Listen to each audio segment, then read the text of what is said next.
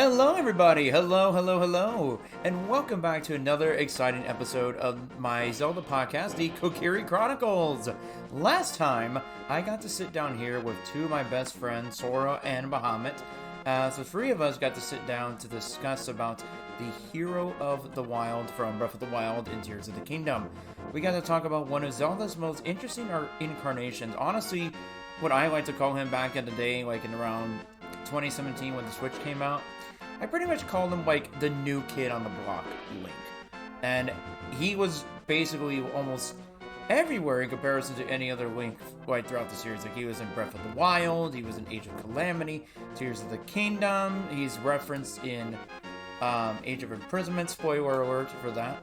But this dude was literally just everywhere. Heck, even being a playable fighter in Smash Ultimate.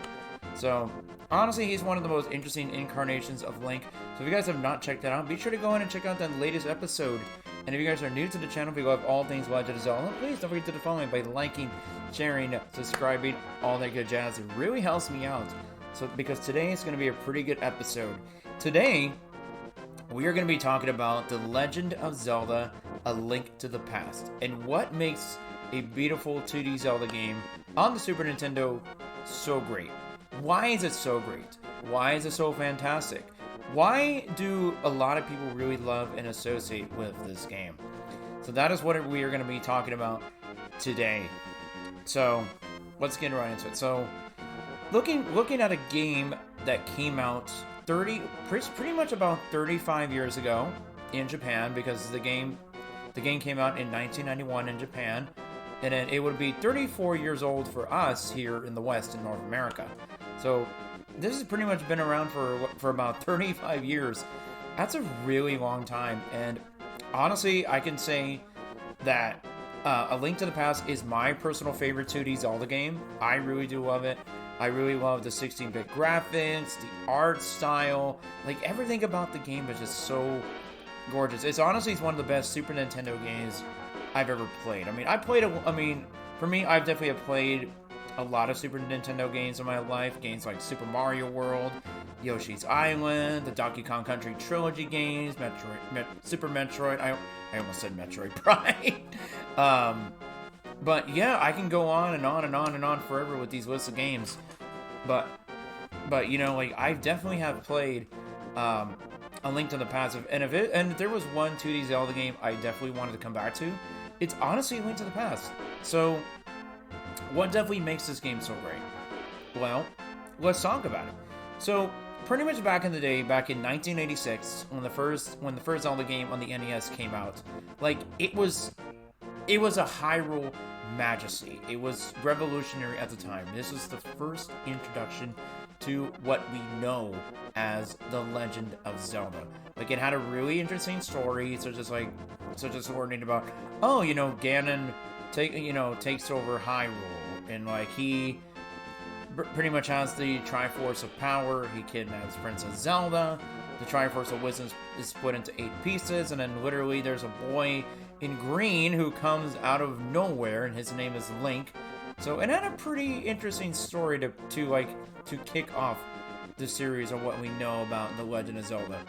Now, when we go back to a game that was made in 86 in Japan, and I believe 1987 for us in North America, it definitely was majestic and revolutionary at the time. But, it definitely felt a little bit confusing. And you're probably thinking, like, what are you talking about? It's not that confusing unless you know what you're doing. Now, the thing is, back in the day, obviously, like, when the game came out, we had no internet or not much to, like, look up a strategy guide or definitely, like, something to tell us, like where do we need to go or what are we supposed to do? And, like, when you go back to the first Zelda game on the NES for Zelda 1, there was literally no map for Hyrule. I mean, Hyrule was there. It was massive for a 2D game. But there was no map of like, oh, where's Dungeon 1? Where's Dungeon 2? Where is Death Mountain leading to the fight against Ganon? So where was everything? And like basically I totally get what Miyamoto was going for back in the day, like talking about his story in Kyoto to where he explored the mountains, and basically, like, he would just explore caves and stuff like that to find secrets. No, I totally get it that was Miyamoto's dream of, like, wanting to make a game of what he did when he was a boy, back when he would play in the mountains of Kyoto. So honestly, like, I think it's really cool, but like having like a sense of direction. To me, I just kind of felt like there was like not much of it. There was not much sense of direction because you would look at the map of Hyrule, because you would walk around Hyrule and you're just like, where is this? Where is this? Which dungeon am I in? Like, or something, or like what kind of area, like bush or wall, definitely has like a secret. Like, it was really hard to tell, but literally they expected you to find it. I mean, yeah, they had like a map for like the dungeons and all. I mean, I thought that was pretty cool, and like it had some very interesting shapes and layouts, and like I love the interesting detail, like how the blinking red dot would like indicate where the boss was located. I thought that was pretty cool. But yeah, it was revolutionary at the time.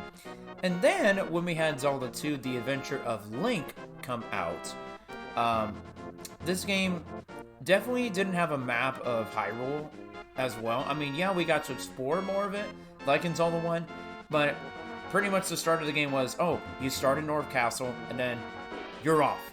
And you basically had to figure things out on your own, so it's like going from like town to town, definitely learning about like how to get to each of the palaces, where to talk to like people like in town, so like learn magic from a wizard and like attacks from knights and stuff like that. So like you basically had to like interact with people.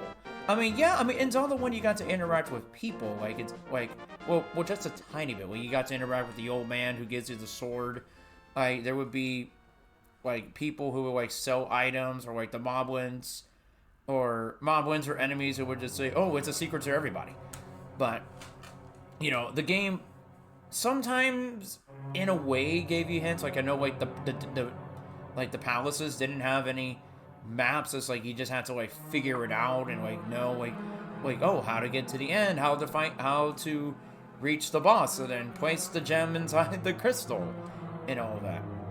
But then 1991/1992, The Legend of Zelda: A Link to the Past finally released on the Super Nintendo, and it was great. It literally took everything that we knew from both Zelda 1 and Zelda 2 and just made it better. It literally just made it better at the time. It made everything so much better. Like, we had 16-bit graphics, the colors were so nice, the gameplay, in my opinion, was just perfect. There was like, I mean, it literally had like parallel gameplay to where you can definitely explore both the light world and the dark world. We also had a new incarnation of Link, being the hero of legend, which, by the way, I definitely want to do some more podcast episodes for this channel to talk about pretty much all of the incarnations of Link. So yeah, let me know in the comments if you'd like to see me do an episode on the hero of legend. Let me know. I definitely would be interested in it, but I want to know what you guys think. Well, if you guys would be interested in that kind of topic. But yeah, I really love Link to the Past. So for me, I did not grow up playing A Link to the Past. I did not grow up playing Link to the Past. Normally, I honestly did not play much 2D Zelda games as a kid. Like, my biggest memories of just playing 2D Zelda were games like Minish Cap, a little bit of the Oracle games, even though I got lost. Maybe Link's Awakening once, and then that was it. But mostly the 2D Zelda game I played the most was Minish Cap. I mean, I played Phantom Hourglass and Spirit Tracks, in my middle school and high school years, but I never got to play like majority of the older ones, especially A Link to the Past. Like, I did not touch Link to the Past until I was like in college, and the first time I played it, I was like, wow. My first experience playing it, Link to the Past, was on the GBA, the Game Boy Advance. Now, for some of y'all who probably may have not have heard of it, so I'm trying to remember what year it came out, but there was a port of A Link to the Past on the Game Boy Advance, and it also came with an additional game. It was The Legend of Zelda Four Swords. And it was pretty much was a multiplayer game to where you and 3 other friends can actually link up, and play together and just go on a journey. And it honestly was really cool. But I did get a chance to play the Game Boy Advance version of A Link to the Past. I mean, honestly, like, it definitely looks a bit more colorful. You definitely have, like, voice clips. Like, when you definitely listen to Link's voice, like, if he's slashing a sword or something, or if he takes damage, it's literally just, young Link's voice from Ocarina of Time and Majora's Mask. So, there definitely were, like, a few voice clips, like, in the game, but only on the Game Boy Advance. But yeah, you know, there was, like, I think there was, like, some new dialogue, at least from what I remember. Then again, I haven't played A Link to the Past on the Game Boy Advance in such a really long time. But I mostly spent majority of my time just playing the original Super Nintendo version. And I really like the story for A Link to the Past. I really do like A Link to the Past definitely has a really good story. It's got the story, like, you definitely learn about the 6 wise men. You learn about Ganon being sealed away. There's this wizard named Aghanim who's been kidnapping maidens along with Princess Zelda. And then you learn in the beginning of the game to where you find Link sleeping in his home on a stormy night, and then Zelda is contacting Link telepathically, saying that she's being held captive by the wizard Aghanim in Hyrule Castle, and she wants Link to go find her. And then you get some dialogue from your uncle, which of course does not have a name. He's literally just called Uncle, or just Link's uncle. But you get dialogue from him saying, he's like, hey, you know, I'm gonna go do some exploring. It's best that you just stay home. And, you know, like, the game literally just says, like, hey, it wants you to sneak out of the house, sneak into Hyrule Castle, and go find Zelda. And then it's sad because at the beginning of the game, you learn that Link's uncle dies, and then you take upon the sword and the shield, and then you just continue on with the journey. And all you're just doing at the beginning is, like, just exploring Hyrule Castle. You beat one of the enemies, you find the key to free Zelda from her cell, and then you two escape, and then you drop her off in the sanctuary, and then you're off. You literally are off. But the one thing that I like is that Hyrule has a map.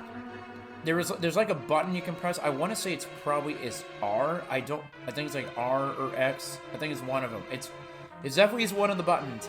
But you definitely would press one of the buttons, and you would see like a massive map of Hyrule, and it would definitely will show you. It would indicate where you are, and you would definitely see more of it. Like, you can see places like Kakariko Village and Zora's River, Dev Mountain, Lake Hylia, the desert. Like, there was, like, you know, like the Eastern Palace, Easter Dungeon. You know, you would definitely see all, like, pretty much anywhere you want to go, even the Lost Woods where you're supposed to retrieve the Master Sword.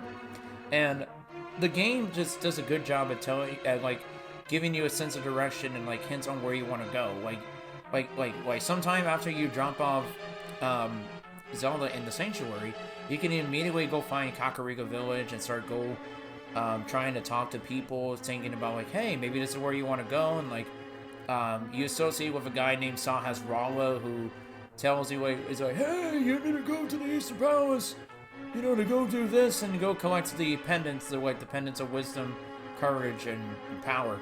You definitely do need to collect them.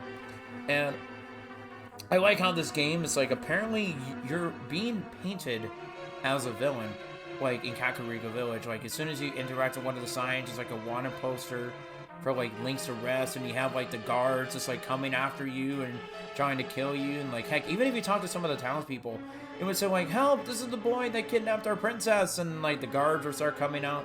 Like, it's just really interesting, but it's also sad that you are being painted as a villain for a crime that you didn't even do. And it's just really interesting. It's a really interesting game. And then, you know, like, you definitely get to explore, like, majority of the dungeons, like the Eastern Palace. You have, like, the desert one. You have the desert dungeon, the Tower of Hera, and, you know, the Tower of Hera, opening the light dungeon. But I really like how this is the game that definitely made it revolutionary at the time, and the gameplay was fluent for a 2D Zelda game, because in Link to the Past, this is the game that started like this is the game that like started going forward on like expanding upon definitely expanding upon like maps and compasses and dungeon items, but like instead of like the items like being out in the open like in Zelda 1 and Zelda 2 of the dungeons, they would be in treasure chests.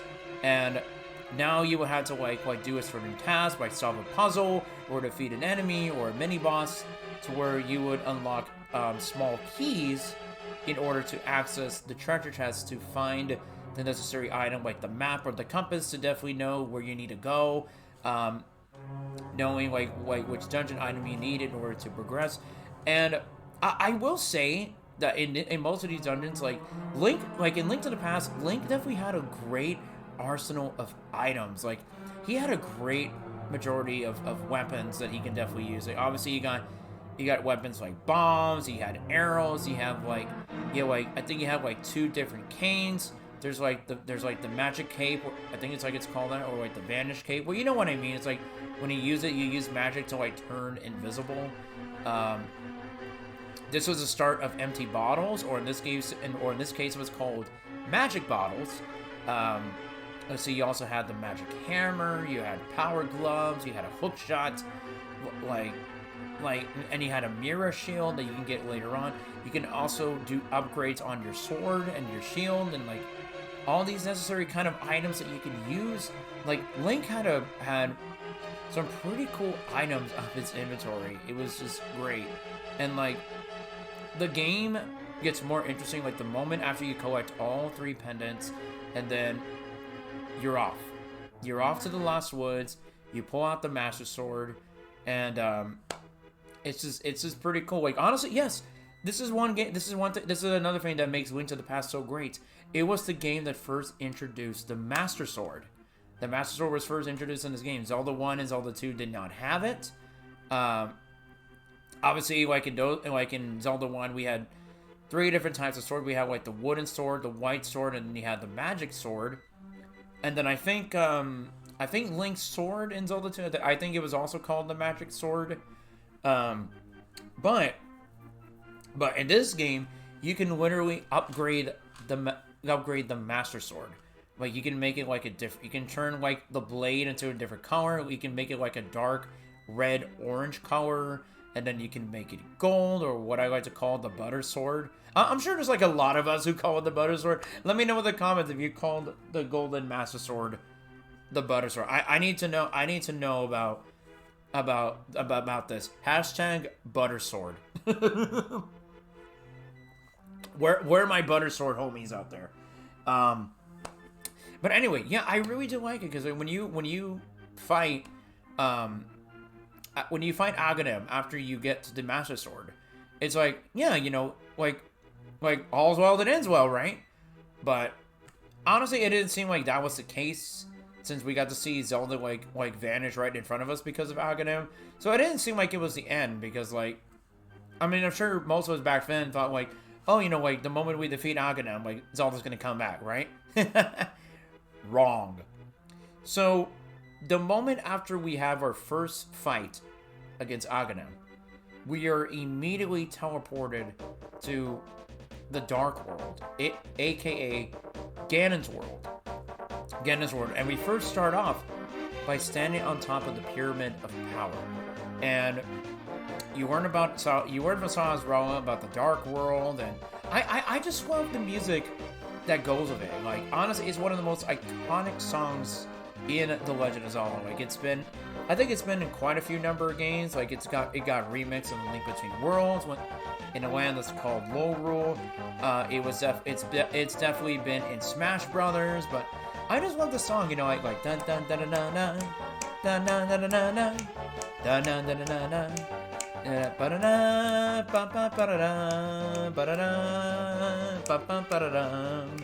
Like it's just so good. It's honestly one of the most iconic songs in Zelda history. Like anybody who is a hardcore Zelda fan like myself, a lot of people definitely would know about how iconic the theme of the Dark World definitely is. And like, and I really like how the Dark World is definitely more like a parallel version of Hyrule. Except, like, instead of just fighting just random enemies and knights that just like to lurk in the bush and stuff, you are literally fighting mostly Ganon's monsters. You fight Ganon's monsters. You have, like, Igors and, like, all these other enemies just roaming around and, like, it's honestly just very unique, and I really do like this. It's got a really great sense of detail, like, having to, like, explore and, like, instead of having 3 dungeons, you have, like, 5, I believe it's, like, 5 different dungeons. I think it's, like, 5 different dungeons, because you also have to rescue the maidens, including Princess Zelda herself, and once you free all the maidens, including Zelda herself, then you definitely climb Death Mountain in the Dark World, to where you get to fight Ganon. You definitely get to go to Ganon's Tower, and honestly, Ganon's Tower is honestly one of the most hardest and challenging final dungeons in any Zelda game I've ever played. But hey, me personally, I like it. It's definitely my favorite 2D Zelda final dungeon in a Zelda game. Yeah, 2D for 2D, not for 3D, for 2D. But I really do like it, and I like how there's more of a twist. So after you finally obtain the boss key, and then you climb to the top of Ganon's Tower, you have that one last final showdown against Aghanim.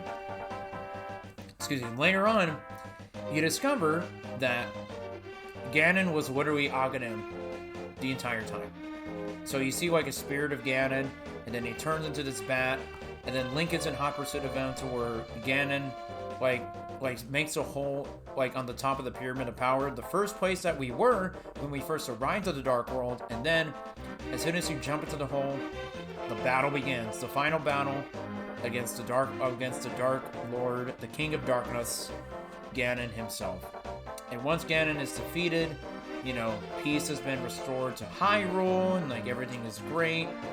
Like, honestly, just bravo. It is one of the most interesting, beautiful, majestic Zelda games out there.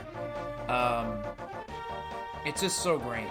Now, I really do like Link to the Past, and I really enjoy hearing people talk about it. Like, again, it's got a really good story. I really do love the music, but I love, like, different forms of media that A Link to the Past has to offer. So, I do have this on my shelf, and I don't know if anybody has seen this. So this is an official, so this is definitely a Nintendo Power comic of A Link to the Past. Honestly, is one of the most interesting ones I've ever read. It is a Shotaro Ishinomori adaptation. I believe I'm saying that right. But if you have not seen this, it definitely has some unique art styles, and I'll definitely will put a picture in this video to kind of give you an idea of what some of the artwork looks like. But this art style is definitely so good. I really do like it, and it's this book right here. It is so traditional. It is so traditional to the actual video game itself. Like obviously, it starts off like Link falling asleep, Zelda's contacting Link telepathically, like just like in the game. But it definitely adds like some more stuff to it though. But I really do love this. If you guys are interested, for me, I definitely got this one at a Barnes & Noble, I believe. They said Barnes & Noble. You could definitely order them online, like on Amazon or something. Honestly, if you love Zelda, I would definitely recommend reading this. It's honestly so good. I really do love it. I probably might read it after by the time I'm done recording this podcast for you guys.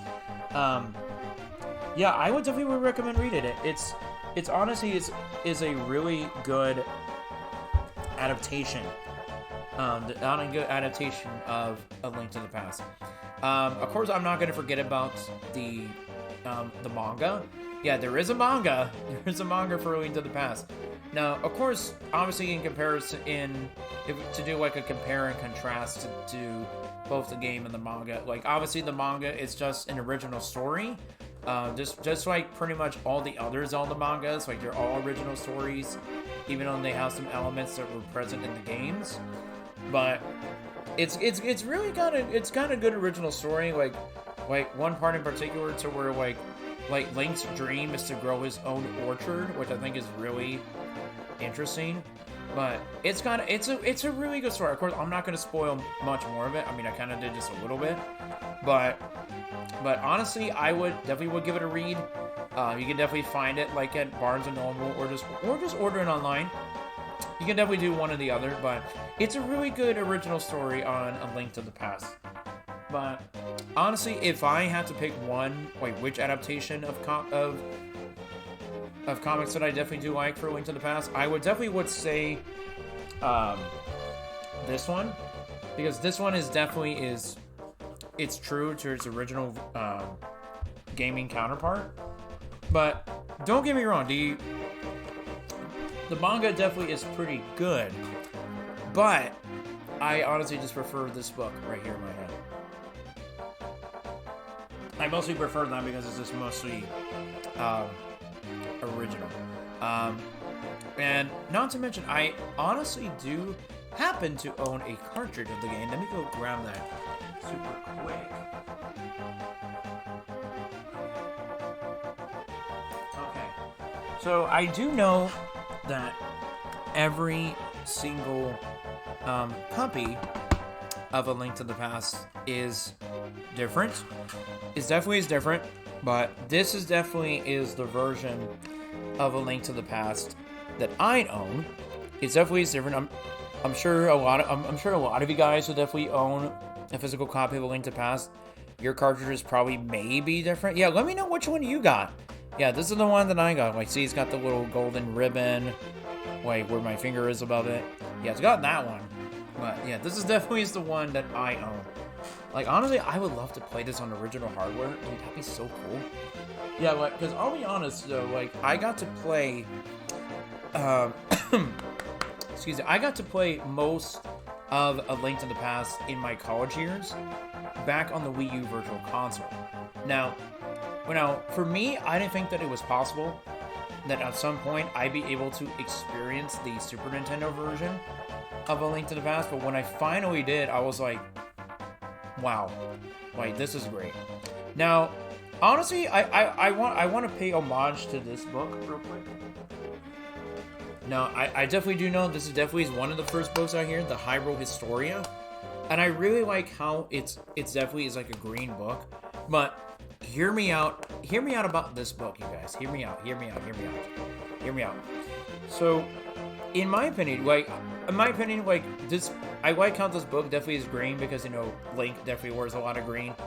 But let me tell you guys this. I feel like that when they first published this book, like when this book first got published, where they got like the timeline, they talk about most of the Zelda games and just so forth, I really will say, in my opinion, that I feel like the way, like, kind of like the design of this book right here, I feel like that it was mostly inspired by a certain item that is present in A Link to the Past, and that is called the Book of Adora. Now, for those of y'all who don't know, for those who haven't played Link to the Past, I'm sure most of y'all who have played Link to the Past know about it. But the Book of Adora was like a book that can be used to translate Hyrulean language. Like, for example, like, this could definitely be used. This book is required in order to access the Desert Dungeon in the Light World. You can definitely read the text that is on the pedestal in the Lost Woods, where you get the Master Sword. So it was like a translator to understand Hyrulean language. So I feel like that looking at this book, like, it definitely pays tribute and homage to the Book of Medora from A Link to the Past. At least that's my opinion. But hey, if Nintendo says like that's where the inspiration came from to kind of like make the book green, you know, and not only to just base it because, you know, Link also wears green, then I think that's actually is pretty cool. I think that's actually is pretty cool that they definitely would do that.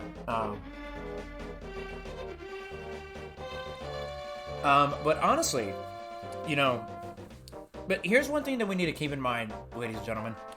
So, honestly, we have a Link to the Past to thank for giving us the future of both 2D and 3D Zelda games.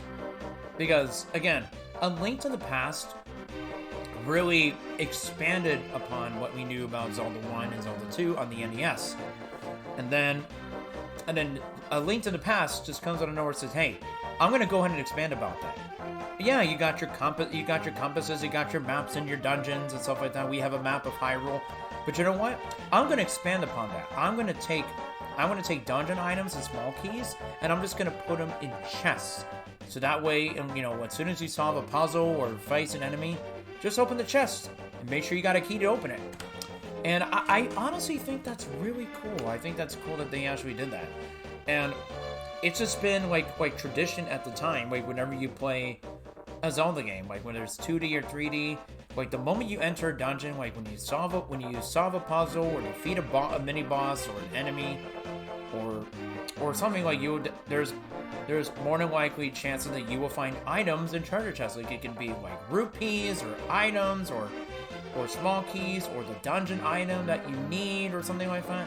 And honestly, it's thanks to Link to the Past that expanded upon it. Well, yes, Zelda 1 definitely did it first by adding in maps and compasses, and stuff like that in dungeons, including dungeon items.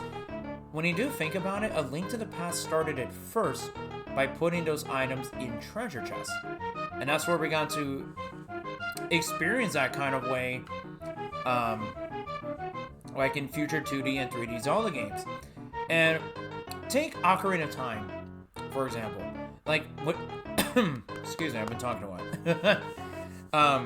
When you definitely play A Link to the Past, and if you listen to the musical score, there are a lot, and I mean a lot, of references that are passed down because of Link to the Past. And I can definitely name quite a few. Let's see. Like, for example, like Zelda's Lullaby, definitely based on Zelda's Lullaby that was present in Link to the Past. Let's see, what's another one? We have Ganondorf's theme, which is literally Ganon's theme from A Link to the Past. We have the theme for Kakariko Village, that's also the same as the theme for Kakariko Village in A Link to the Past. Like, I could probably name quite a few more. But most of the music, like, especially in future games, have definitely been inspired from A Link to the Past. So, especially for, like, the Hyrule Castle themes. Like, you know what? Let's talk about that for a second. Like, musical references in Zelda games that were present or inspired because of A Link to the Past. Let's see. Let's talk about that for a second. Now, I'm probably not going to name all of them, but I will try my best. The Hyrule Castle theme from Twilight Princess. Like, it's basically like a slow ambience version of the one from Link to the Past. Farewell Hyrule King from the Wind Waker. It's basically like a piano version of Hyrule Castle from A Link to the Past. I kind of feel like every time they introduce the King of Hyrule, they like to start off the intro from Link to the Past of Hyrule Castle. You know, the da da da da da da da. That is immediately straight out of Link to the Past. What's another musical one? Let's see, when in Wind Waker, when Tetra gets transformed into Princess Zelda, like the little music that plays when the Triforce pieces come together, like the like that's literally the sound that the Triforce makes on the title screen of Link to the Past, and then you have the slow version when Tetra's transforming, like da da da da da da da da da da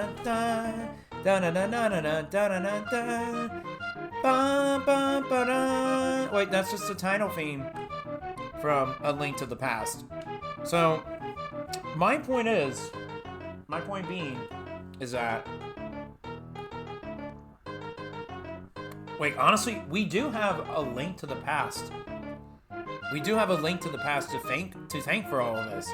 Like, for, like, musical scores and gameplay. Like, heck, if there is one thing that I do remember, is that, and I could be wrong, feel free to correct me, but for the beta version of Ocarina of Time, Um, Link was going to have more of his 2D design, kind of like what we know from in Zelda 1 and Zelda 2 and in Link to the Past.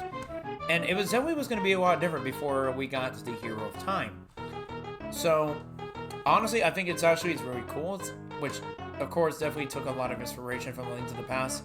So, honestly, as you can see here, majority of the Zelda games, 2D or 3D, definitely takes a lot of inspiration from A Link to the Past. And I feel like that's what just makes A Link to the Past so great.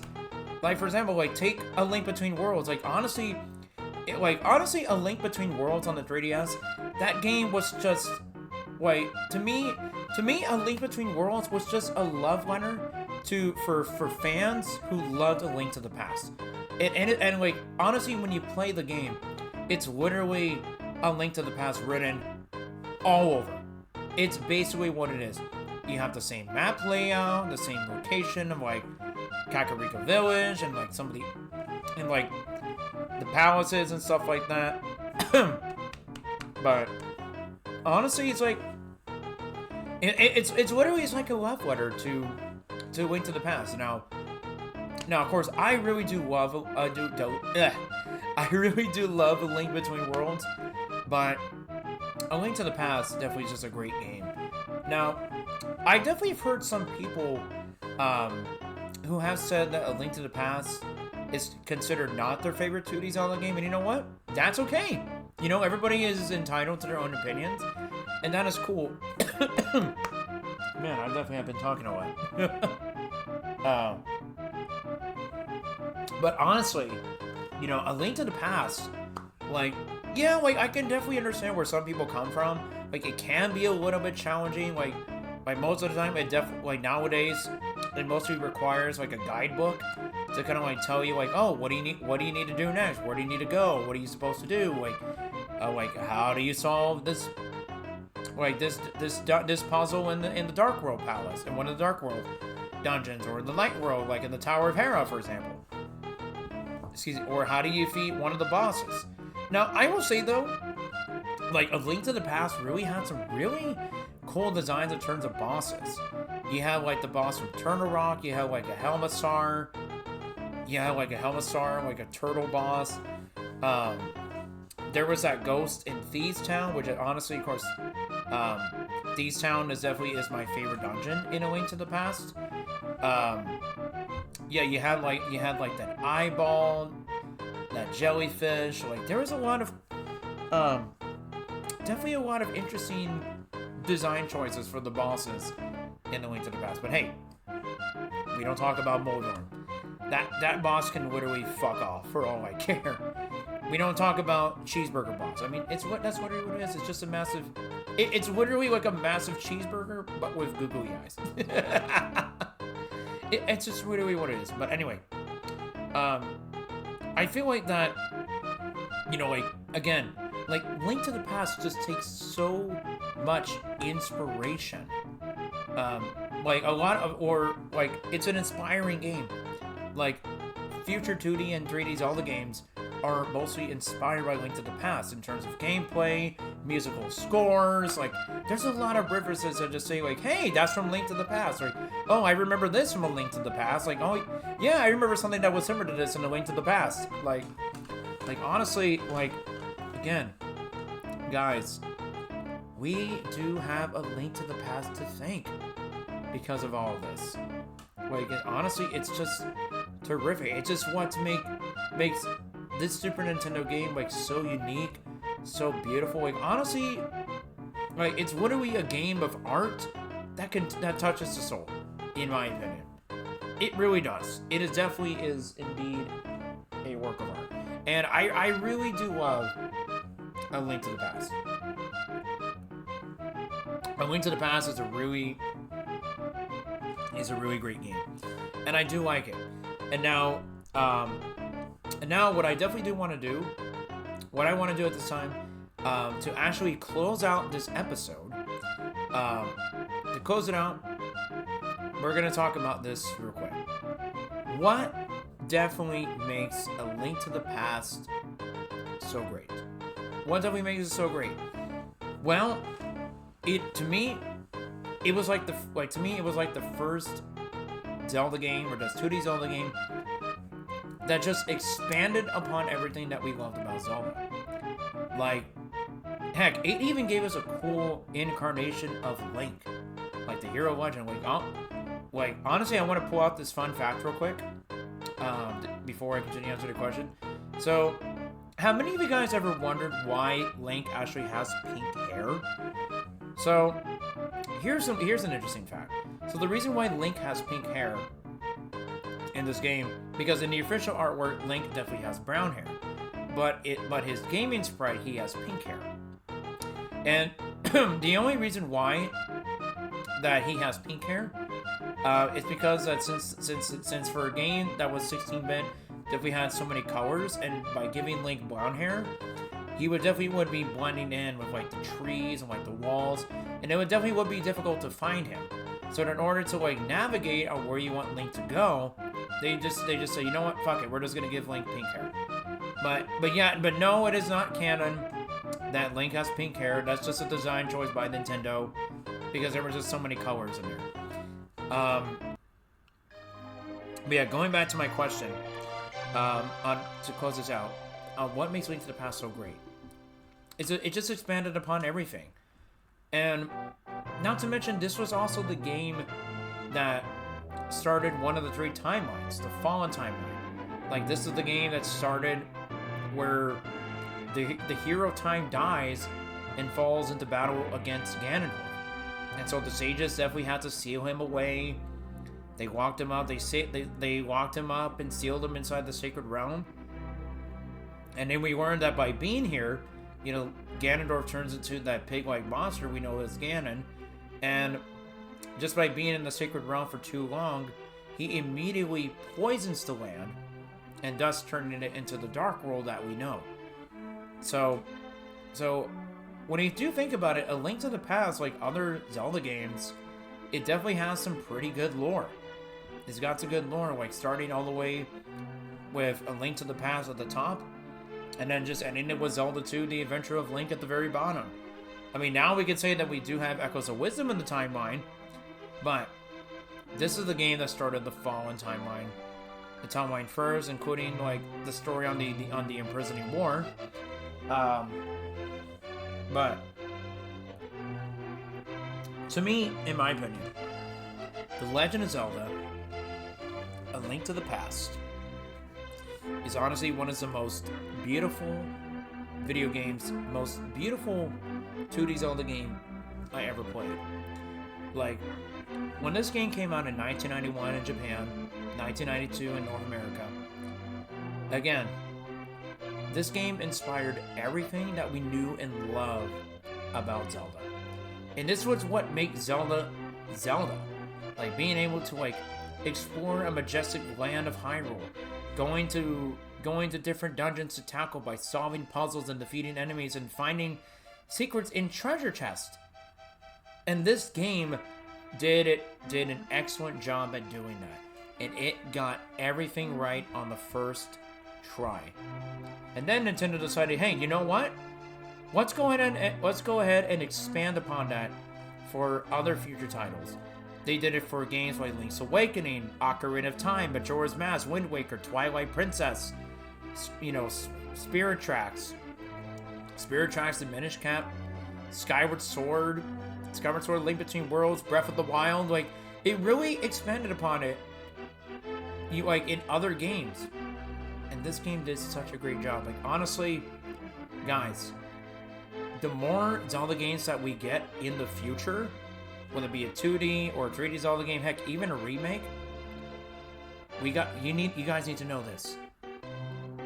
This game is definitely like the reason why we have expanded stuff in our Zelda games. The reason why everything is just so expanded upon in terms of like gameplay and combat, etc. Like, Link to the Past did such a great job at doing that.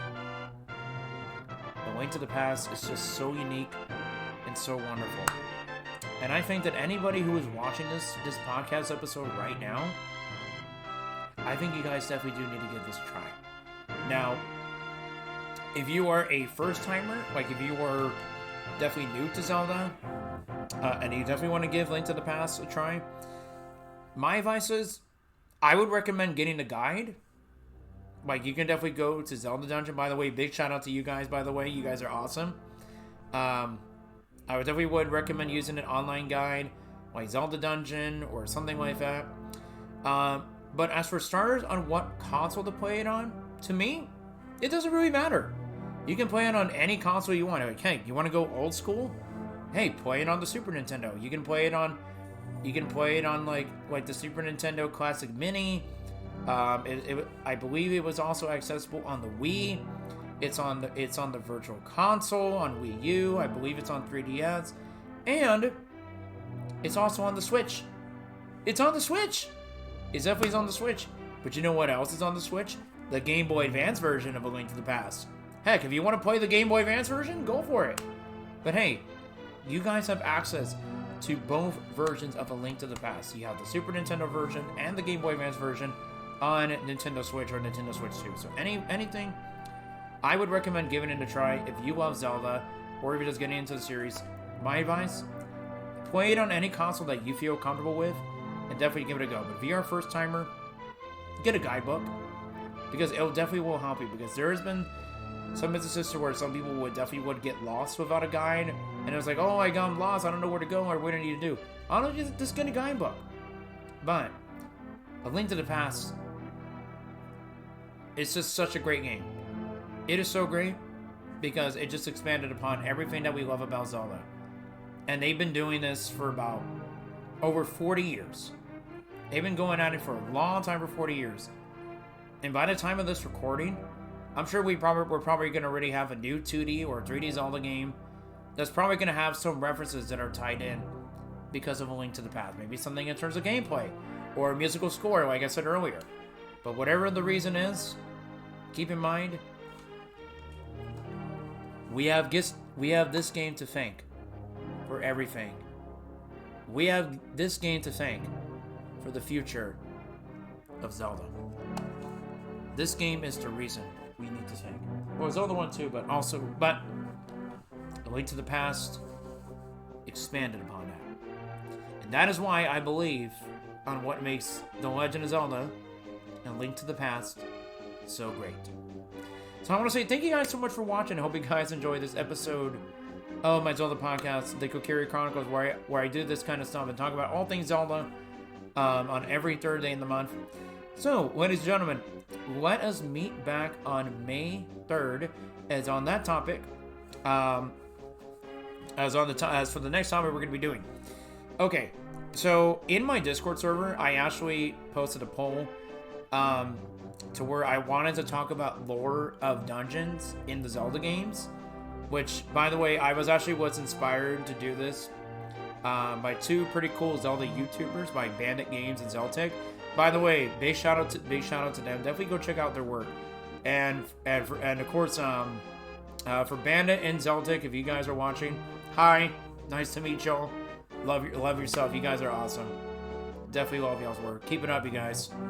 So big shout out to them. So I was inspired by them to do this kind of topic. So I talk about lore in Zelda dungeons. So anyway, on my Discord, I posted up a poll between 3 Zelda games on which one I wanted to do first to talk about lore for Zelda. Talk about lore for Zelda. And the 3 games I picked were Ocarina of Time, Twilight Princess, and Wind Waker. And the people in my Discord server had to vote on which one they wanted to see. And so, what I did was that, so I went to the poll, I went to check it out, and it turns out that Twilight Princess actually won the poll. So, let's meet back here on May 3rd. As on that date, let us discuss the lore of the dungeons in Twilight Princess. That's going to be our next topic. So again, thank you guys so much for watching. I hope you guys enjoyed this episode of my Zelda podcast. And if you guys are new to the channel, please don't forget to define by liking, sharing, subscribing. Is there all that good jazz? It really helps me out. I definitely enjoy doing this. I love talking about Zelda with you guys. And let me know in the comments, what What are your thoughts on A Link to the Past, and why do you think what makes A Link to the Past so great? I want to hear from you guys as well. So anyway, thank you guys for watching. This has been Born of Kokiri, or Kokiri for short, and I'll see you guys for the next episode. Take care. Bye.